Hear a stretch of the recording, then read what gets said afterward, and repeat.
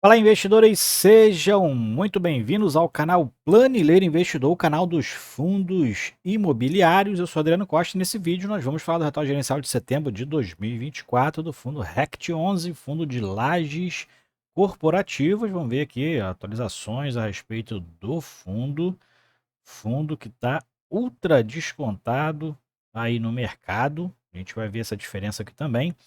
Tá? Então fique conosco para saber informações atualizadas do RECT 11 e se você gosta desse tipo de assunto, não perca tempo, se inscreve no canal, ative o sininho de notificações e deixa o seu like, é tudo de graça. Beleza? Vou deixar esse relatório gerencial na descrição do vídeo e o link do nosso grupo do Telegram também, se inscreva lá em curta distância. Vamos lá então, vamos falar aqui do RECT 11, fundo que eu tenho em carteira, amargando aí um deságio enorme. Mas estamos aí, né? Estamos aí, o fundo, tô num preço médio desse fundo em torno aí de R$ 58. Tem um fundo já há mais de 3 anos aí na carteira, se não 4 anos, né? Desde já de 2020, se eu não me engano. Mas meu preço médio está em torno de R$ 58. Mesmo assim, está uma distância bem grande do atual preço de mercado, que inclusive nessa semana aí, né? Acho que ontem, dia 21, 20, estava sendo cotado aí abaixo dos R$ 30 e hoje fechou o mercado acima dos R$ 30. Bom, quem administra o fundo é a BRL Trust, responsável pela parte burocrática, né? Mas quem toca aí, né, os imóveis, aí faz a gestão realmente é a REC Gestão de Recursos. Rentabilidade de alvo é o CDI. A gente vai ver se está cumprindo, se não está cumprindo a rentabilidade de alvo. E isso aqui que é o destaque, ó, que a gente vem falando todos os relatórios.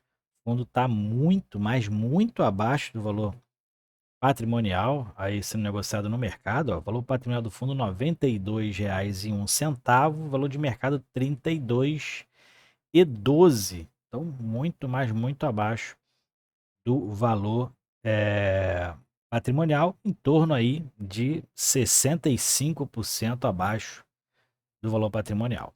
Fundo que tem uma ABL de quase 100 mil metros quadrados, valor contábil dessa ABL 10.320 por metro quadrado. E esse é o valor de mercado implícito aí, né? Valor de mercado. Taxa de administração e gestão 1,17% e não tem taxa de performance. Prazo de duração determinada, é condomínio fechado para investidores em geral e atualmente 57.900 cotistas. Será que reduziu mais um mês a quantidade de cotistas? Vamos ver. Tá lá no final do relatório, não fique aí, não saia do vídeo para a gente poder ver também essa estatística e esse é o código de negociação na Bolsa de Valores. Bom, o fundo é um fundo de tijolo, né? Fundo de lajes corporativas de gestão ativa, como é o destaque aqui, né? Logo no início do fundo. E no resultado do mês, o fundo pagou no dia 14 mais de 3 milhões de reais de dividendos, né? O fundo que anuncia seus dividendos no quinto dia útil do mês subsequente ao que ele faz referência e paga no 10º dia útil, ou seja, 5 dias úteis depois do anúncio. Ele anunciou em outubro, referente a setembro, 36 centavos por cota, repetindo os meses anteriores, né? Mas a cota de fechamento aqui foi 32,12, que deu um yield aí a valor de mercado de mais de 1,1%, né? E um anualizado aí foi agora para 13,45% isento de imposto de renda.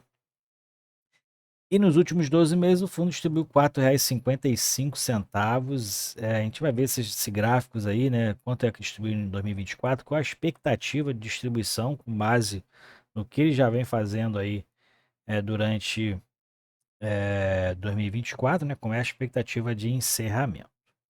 Bom, vamos lá para baixo, vamos ver o que houve aqui dentro do portfólio, né? Aqui tá os vídeos, né? Daqueles fundos aí, todos os imóveis do fundo. Vai ver que são, na minha opinião, tá? Eu vejo os vídeos e vejo que são belos imóveis, alguns eu conheço até ao vivo lá de Brasília, né? Um exemplo também lá o de São Paulo, né? Da Avenida Europa. Então, são imóveis muito bonitos realmente, tá? Imóveis comerciais que grandes empresas gostariam de ter, com certeza, escritório ali dentro, mas a gente sabe que tem aquela concorrência, né? Então, muitas empresas aí acabam indo para aquilo que agradar mais e que paga menos, né? Bom, em relação ao portfólio, vai ter uma devolução, na verdade teve uma devolução lá no Complexo Madeira, fica lá na região de Barueri, né? Onde o fundo tem uma concentração lá, acho que tem 3 imóveis naquela área. É uma área que sofreu muito na pandemia, muitas empresas saíram daquela região ali de Barueri, já vem saindo até antes da pandemia mesmo, né? E aqueles fundos que detinham ali, principalmente depois da pandemia, os imóveis de lá, que está na região de Alphaville, são os que estão mais sofrendo hoje com relação à recuperação aí das suas receitas, tá? Então tem ali essa redução do contrato do TCS, a Tata Consultancy Services do Brasil Limitada. Ela ocupa diversos pavimentos lá e vai devolver parte ali do 26º, tá? E essa devolução vai ter um impacto aí na ocupação do fundo, né? De quase 1%, vai acrescentar aí a vacância em quase 1%. O fundo segue tentando vender alguns ativos aí, né? O valor de mercado, o valor que está registrado na contabilidade, né? A avaliação feita em dezembro de 2023 tem prospectado as áreas vagas e o fundo ainda tem um resultado acumulado ainda não distribuído de 25 centavos, quase 26 centavos por cota. Aqui ele sempre está destacando aqui há mais de um ano que ele vem botando esse relatório, destacando a questão dos passivos do fundo. O fundo ainda tem 179 milhões em passivos, né? Isso aqui já prospectando aqui a questão dos juros acumulados, né? E correção monetária. E o principal, né? Que é o que é amortizado. E o fundo ainda deve 124 milhões. E o destaque, para quem não sabe como é que são pagos essas alavancagens que os fundos têm, né? Ele até explicou aqui, a gente sempre às vezes volta a comentar a respeito disso, que o principal, por exemplo, a parte principal é onde amortiza a dívida realmente, né? Ele só pode ser amortizado ou pago com aquele percentual que o fundo não é obrigado a distribuir, que são aqueles 5% do lucro de caixa semestral, ou com o caixa geral do fundo, né? Aquele que não faz parte dos 95% daqueles resultados que o fundo ofere e que é obrigado a distribuir, né? Então, o fundo acaba tendo esse comprometimento em relação ao principal, e essa é a dificuldade de muitos fundos, inclusive, com relação ao saneamento financeiro, né? Não sei como é que isso ainda não mudou de alguma forma, mas tem fundos, por exemplo, igual o Helg 11, outro fundo da REC de logística, fez uma assembleia e ali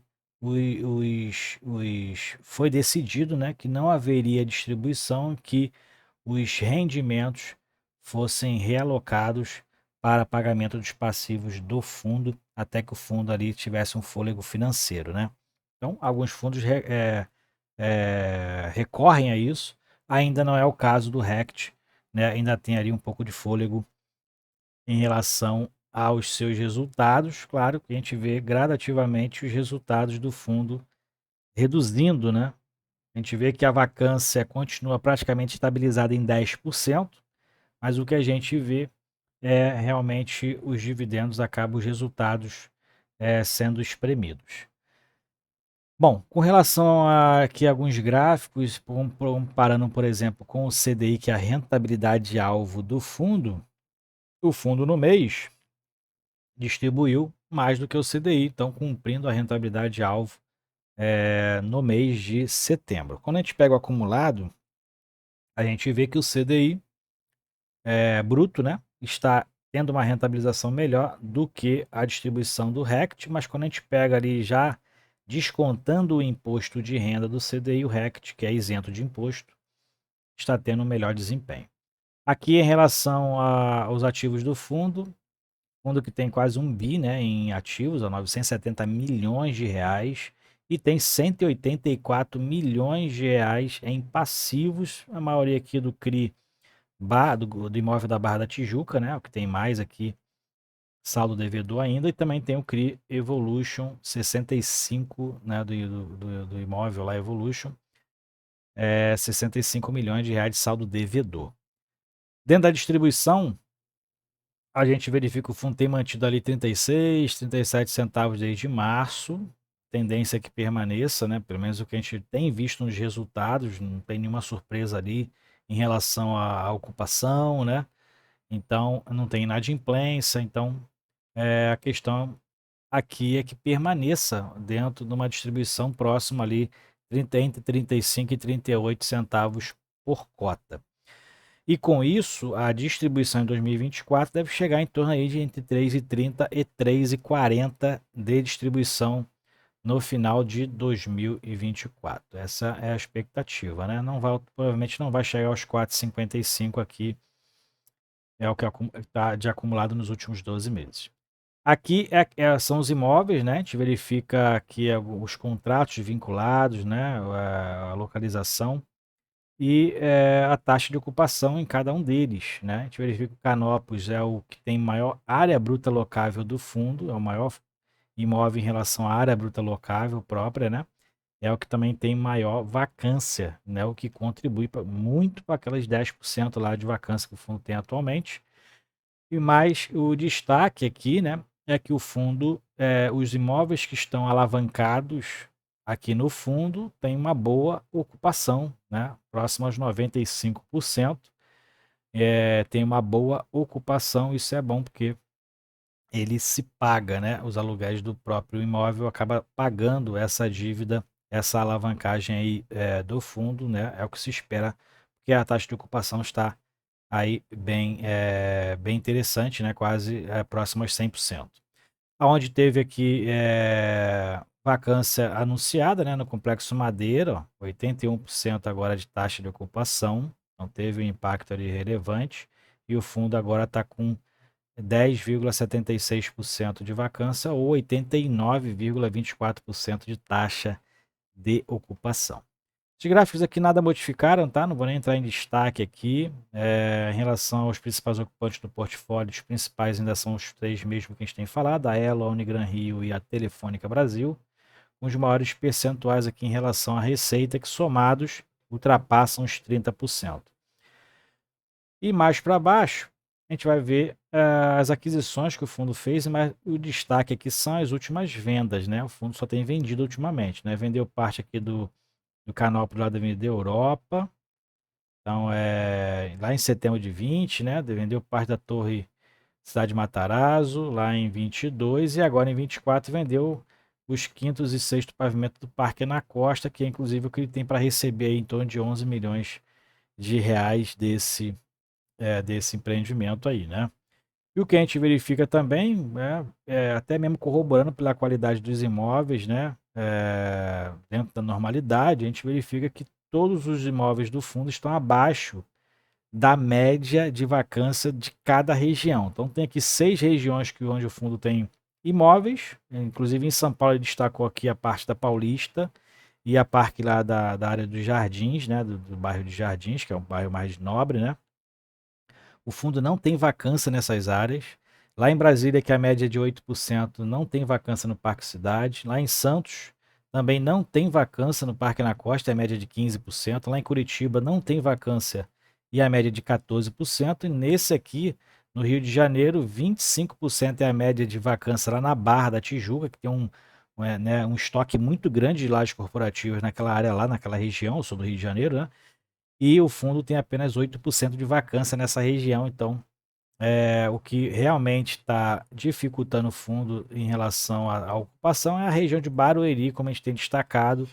É uma região que tem um alto estoque aí de vacância dos imóveis corporativos, mas mesmo assim o fundo está com todos os imóveis abaixo da média da região, que está em 31%. Então, isso aqui corrobora que o fundo tem bons imóveis, tá? Por isso que eu continuo cotista do fundo, claro, apreensivo pelo preço de mercado que o fundo está apresentando, pelos dividendos distribuídos, mas pelos imóveis que o fundo tem. Se a gestora não conseguir fazer mais nenhuma besteira, né? A tendência é que o fundo mais para frente se recupere e pode ser uma boa oportunidade de compra nesse momento. O que a gente verifica na DRE inicial que o fundo tem mantido uma regularidade em relação ao lucro líquido de caixa e tem às vezes distribuído mais, às vezes distribuído menos, tem mantendo um equilíbrio. E o que a gente verifica é que o fundo, no acumulado dos últimos 12 meses, está distribuindo menos do que o resultado, o que o lucro líquido de caixa. Isso é bom que o fundo, então, acaba mantendo aquele acúmulo, né, para possíveis variações nos meses seguintes aí em relação à ocupação. Bom, essa é a expectativa de projeção de receita do fundo, em torno de 6 milhões de reais aí para os próximos meses. E esse aqui é o detalhamento de cada um dos ativos, que também tem aqui os vídeos, né, de apresentação dos imóveis, muito interessante. Veja isso aqui, baixe o relatório, veja os vídeos, né, para você ver a qualidade dos imóveis, né? Eu achei muito boa, né? Então, também tire suas conclusões. É bom estudar bastante antes de você investir o teu dinheiro num fundo, beleza? Aqui a parte da liquidez e rentabilidade, fundo mantendo aquela liquidez, né, dentro do esperado ali, em torno de R$ 361 mil de volume de negociação diário. O fundo está com um preço muito baixo. A gente vê aqui, ó, a escalada para baixo que o fundo fez desde lá de 2019.